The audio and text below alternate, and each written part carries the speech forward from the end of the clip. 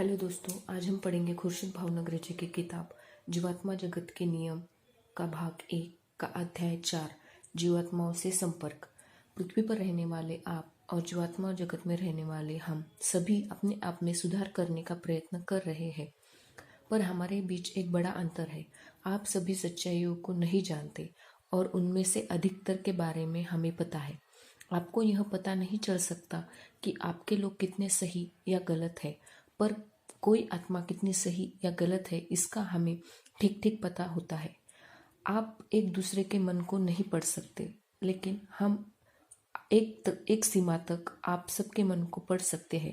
आप हमें देख नहीं सकते, पर हम आपको देख सकते हैं, आपको सुन सकते हैं, यहाँ तक कि आपके मन और विचारों को पढ़ सकते हैं।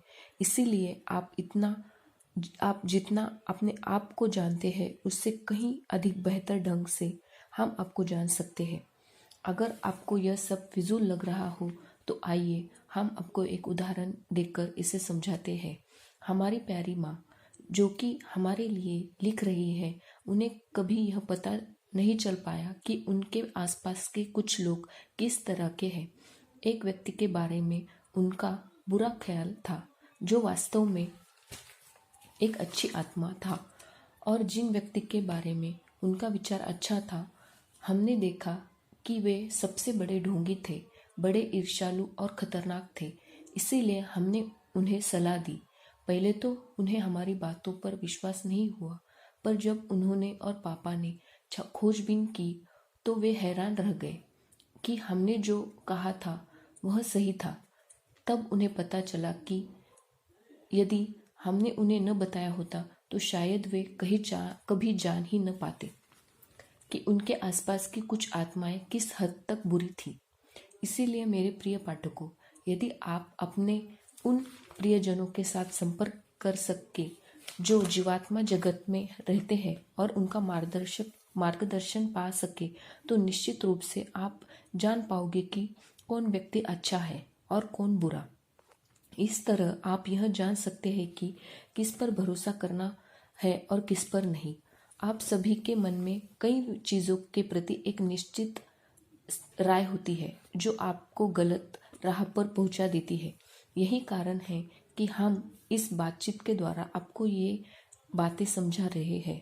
दुष्ट आत्माओं को सुधारना काफ़ी कठिन होता है, पर यदि वे अपने आप पर विश्वास रखते हैं तो कई अवसर ऐसे मिलेंगे जिनके द्वारा उन्हें सुधारा जा सकता है। जीवात्माओं के संपर्क से कई सारी कमाल की चीज़ें हुई है। यहाँ तक कि पृथ्वी की आत्माओं को उनके प्रियजनों के संदेश पहुंचाकर उन्हें कष्ट से बाहर निकाला जा सकता है। हर कोई जीवात्मा जगत से संदेश नहीं प्राप्त कर सकता, पर हमें विश्वास है कि जो संपर्क कर सकता है वे दूसरों की मदद करना चाहते हैं। मुझे यह कहने में दुख हो रहा है कि पृथ्वी पर लोग कभी कभी बहुत मूर्ख की तरह व्यवहार करते हैं, यहाँ तक कि उनके पास आई खुशहाली उन्हें जहर समान लगती है। वे जीवात्माओं की बातचीत, आत्माओं और मृत्यु के बाद के जीवन में विश्वास न कर मूर्खता करते हैं। हमें ऐसी आत्माओं पर दुख होता है, क्योंकि जब वे जीवात्मा जगत में आते हैं तो वह स्तब्ध रह जाते हैं। यहाँ पर हमारा अध्याय 4 समाप्त होता है। मिलते हैं अपने अगले अध्याय में। नमस्कार।